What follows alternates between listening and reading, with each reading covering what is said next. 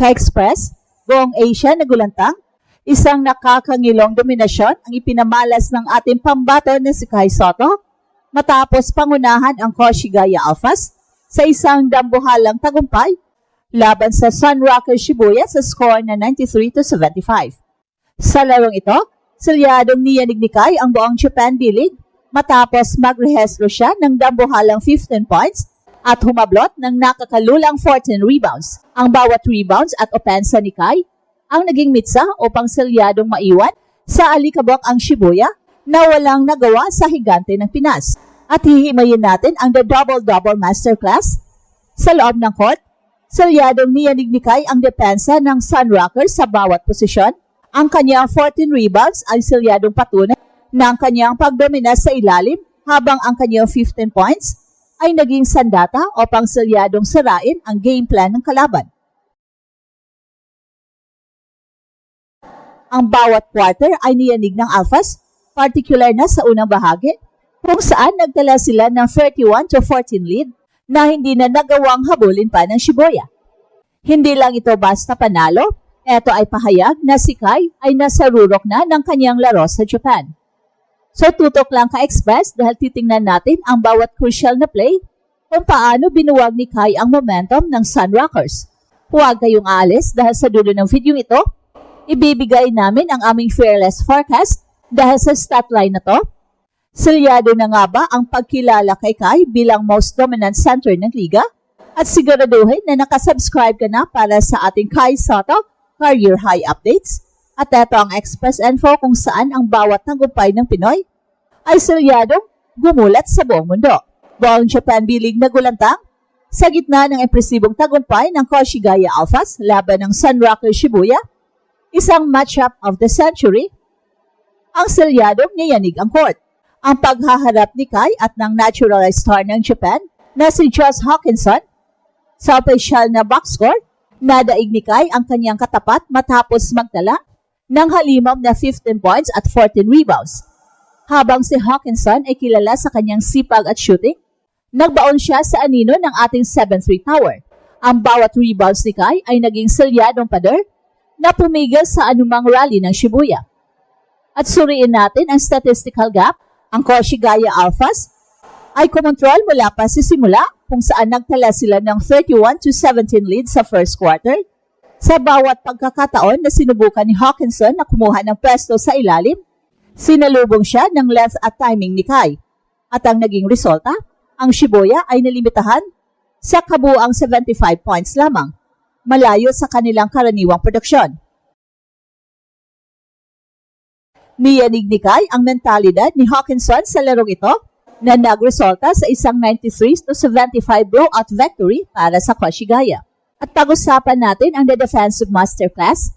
Hindi lang sa scoring niyanig ni Kai ang Shibuya, ang kanyang 14 rebounds ay nagbigay sa Alphas ng second chance opportunities at pinigilan ang transition game ng Sunrockers. Si Hawkinson na madalas na may double-double ay nahirapan sa pisikalidad at tangkad ni Kai. Ang bawat block at board ni Kai ay naging mitsa sa paghina ng loob ng kalaban. Well, sinasabi ng mga analyst, Kai didn't just play, he owned the shaded area. Handa ka na bang makita ang bawat highlight kung paano pinahirapan ni Kai ang pambato ng Japan? Dahil sa Japan B-League na ito, selyado na ang tore ng Pilipinas ang magdidikta ng batas. Buong Asia nagulantang ang kahangahangang laro ni Kai laban kay Hawkinson ay hindi lang para sa Japan B-League. Ito ay mensahe para sa Gilas Pilipinas versus Japan sa hinaharap. Inilantad namin ang tactical analysis.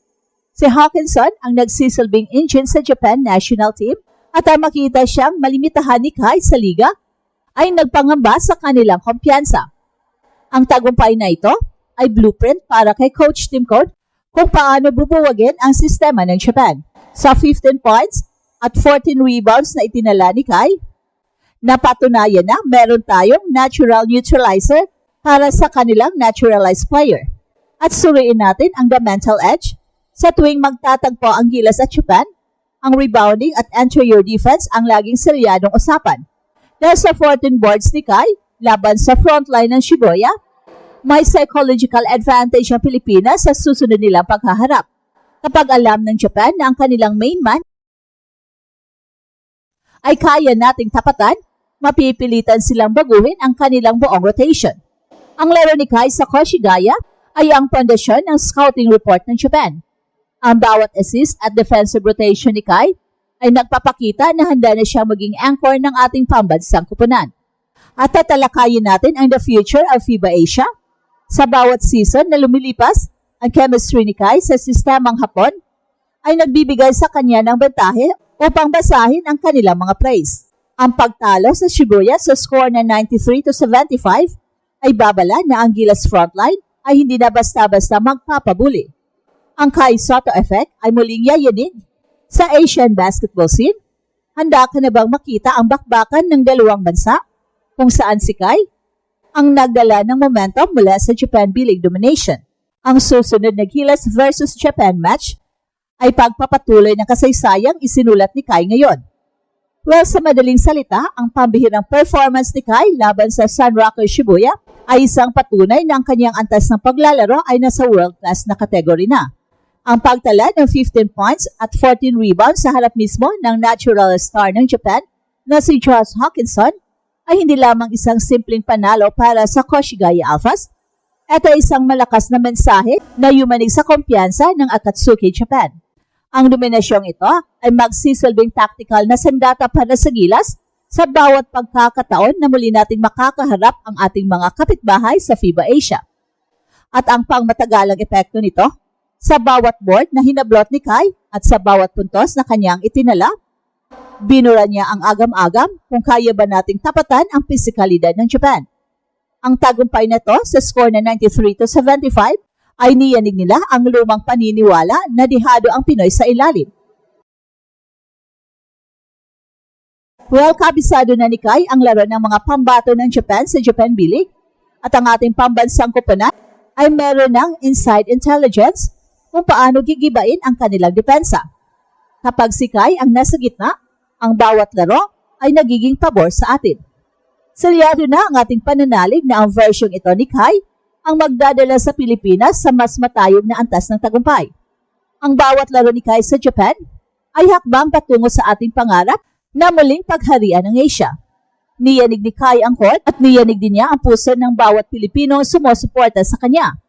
Handa ka na bang makita ang susunod na kabanata ng kanyang dominasyon?